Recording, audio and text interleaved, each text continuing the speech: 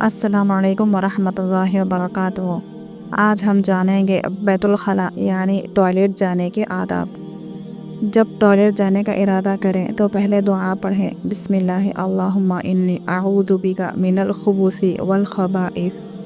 फिर बाएं पैर को पहले अंदर रखें और सर पर दुपट्टा या टोपी रखें। बाल झड़ने की एक वजह यह भी है कि हम नंगे सर बैतुल खला जाते हैं, जिसकी वजह से बालों को जरासीम वगैरह से नुकसान पहुंचता है। टॉयलेट सीट पर पहले दाएं पैर को रखें और बिला ज़रूरत बात ना करें, बल्कि खामोश बैठें। फ़ोन वगैरह का इस्तेमाल भी ना करें। कोई पेंडेंट या अंगूठी वगैरह जिस पर अल्लाह का नक्श बना हो उसे उतार कर जाएं, और जब फारिग हो जाए तो बाएं हाथ से धोएं।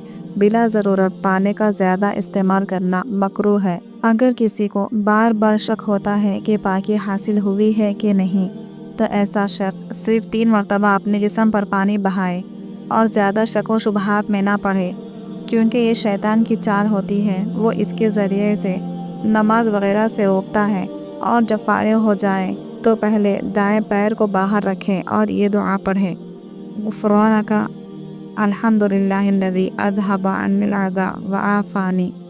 फिर इसके बाद अपने दोनों हाथों को खूब अच्छे से रगड़ कर धो लें। तो नाज़रीन, अगर वीडियो अच्छी लगी हो तो इसे लाइक एंड शेयर ज़रूर करें, और ऐसी ही दीनी मालूमात के लिए मेरे चैनल को सब्सक्राइब करें।